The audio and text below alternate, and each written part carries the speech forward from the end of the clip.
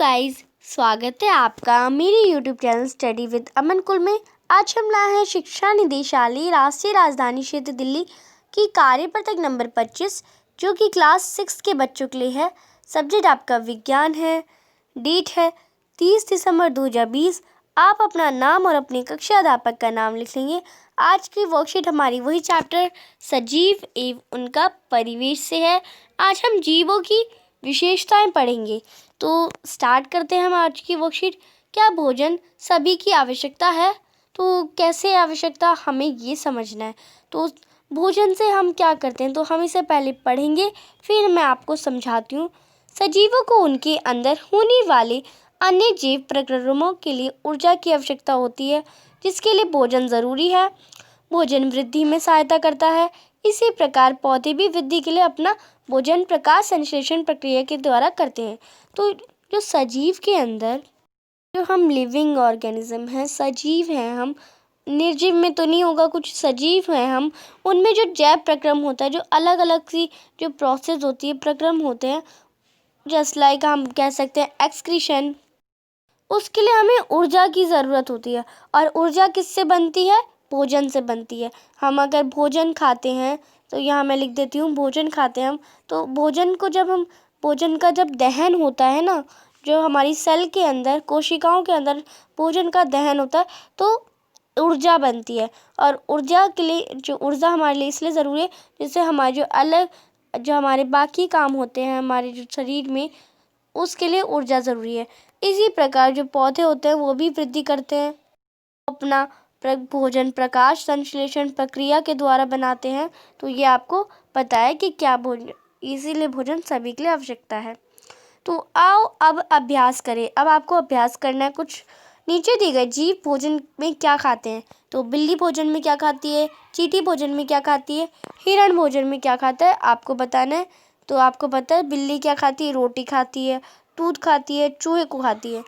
और चींटी क्या खाती है, रोटी के टुकड़े खाती है, चीनी के छोटे छोटे टुकड़े खाती है, पूरी चीनी नहीं खा लेती है, उसके छोटे छोटे, रोटी के भी टुकड़े बहुत छोटे छोटे। हिरण क्या खाता है, घास खाता है। तो ये आपके क्वेश्चन था एक छोटा सा। अब आपका, क्या सजीवों में वृद्धि होती है? क्या सजीवों में वृद्धि होती है, आपको पता है? तो सभी सजीवों में दिन प्रतिदिन वृद्धि होती है। वृद्धि के रूप में सजीवों के आकार में बदलाव आता है। वृद्धि कैसे होती है? उनमें आकार में बदलाव होता है। आप इसमें एक ले सकते हैं, ये एक बीज है, और बीज में देखिए आप, इसका आकार भी बदल रहा है और इसकी वृद्धि भी हो रही है। इसका साइज भी बढ़ रहा है, आप देख सकते हैं, पहले इतना छोटा सा था, अब ये इतना बड़ा हो गया। तो इसका आकार भी बदल रहा है, इसका साइज भी बदल रहा है, इसकी वृद्धि भी हो रही है। तो ये आपका था। अब आपको बताया गया है एक सभी सजीवों में क्या श्वसन होता है। आप इसका बताएंगे, सभी सजीवों में श्वसन होता है, आपको पता है? तो हाँ, सभी सजीवों में श्वसन होता है, निर्जीवों में नहीं होता। बस सजीवों में होता है, निर्जीवों में नहीं होता है। तो श्वसन सभी सजीवों को जिंदा रहने के लिए आवश्यक है। ग्रहण किए गए भोजन से श्वसन के द्वारा ही हमारे शरीर में ऊर्जा मिलती है। जैसे कि मैंने बताया आपको, भोजन के द्वारा ही, जब भोजन का दहन होता है, जब भोजन का ब्रेक डाउन होता है, तब जो हमारी ऊर्जा होती है वो बनती है, जिसी से हमारी जो बाकी जो ग्रहण के, जो हमारे शरीर को ऊर्जा मिलती है, उसी जो बाकी काम होते हैं शरीर में, वो उससे होते हैं।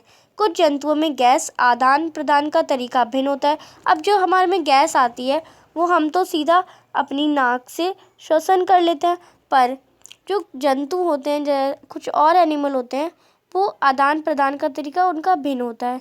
जैसे केंचुआ त्वचा से सांस लेता है, मछली अपनी गिल्स की सहायता से जल में घुली ऑक्सीजन अवशोषित कर लेती है। जो मछली होती है, उसके जो कान नहीं होते, बट उनके जो कान के साइड में जो एक गिल्स होती है, आप वो, इसका चित्र आप क्लास 7th में पढ़ेंगे अच्छे से गिल्स के बारे में। तो यहाँ पे जो उसकी गिल्स होती है, उनमें जो जो वाटर जाता है, जब जल जाता है, तो जल में जो घुली ऑक्सीजन होती है, क्योंकि आपको पता है जल में ऑक्सीजन भी होती है, अब उसमें जो घुली ऑक्सीजन होती है वो ऑक्सीजन अवशोषित कर लेती है। जो मछली होती है वो ऑक्सीजन को अवशोषित कर लेती है। इसी प्रकार पौधे भी गैसों का आदान प्रदान करते हैं। पौधे भी मुख्य पत्तियों द्वारा करते हैं। और जो पौधा होता है पूरा, उसमें जो श्वसन करती है, श्वसन का काम पत्तियां करती हैं। अब पत्तियां कैसे करती हैं?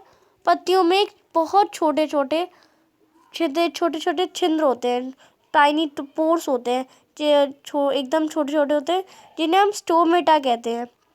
तो मैं यहाँ पे इंग्लिश में लिख देती हूँ।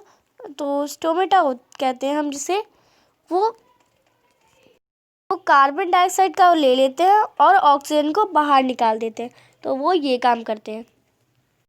तो आगे देखते हैं हम श्वसन और सांस लेने में प्रक्रिया में अंतर।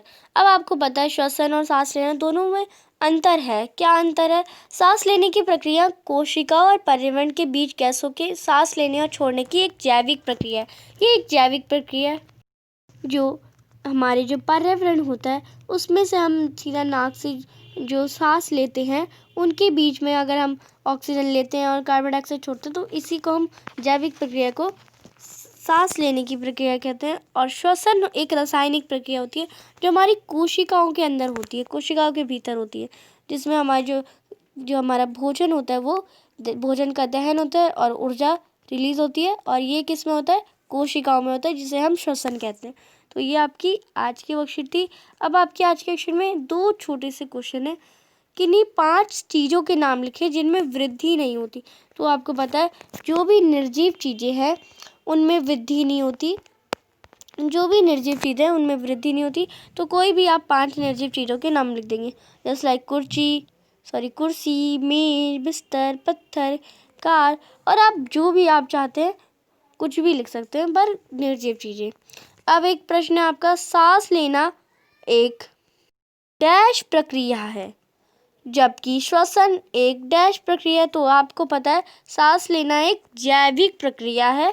तो यहाँ मैं लिख देती हूँ, फिर हम इसका आंसर भी करेंगे। जैविक प्रक्रिया है जबकि श्वसन एक रासायनिक प्रक्रिया है। कैसी प्रक्रिया है? रासायनिक प्रक्रिया है। तो ये रासायनिक प्रक्रिया है। तो इसका आंसर करते हैं, सांस लेना एक जैविक प्रक्रिया है जबकि श्वसन एक रासायनिक प्रक्रिया। तो आप इसका आंसर कर लेंगे। तो आपकी आज वर्कशीट कंप्लीट होती है। तो आपकी जो अब वर्कशीट है वो अब नहीं आएगी, क्योंकि आपकी जो विंटर्स की हॉलीडे होती है, विंटर की छुट्टियां होती हैं, शायद उनके वजह से आपकी वर्कशीट अब नहीं आएगी। तो आप मेरे चैनल को सब्सक्राइब कर दीजिए, क्योंकि जो आपका पेपर होंगे वो सैम्पल पेपर में से पेपर आते हैं आपके।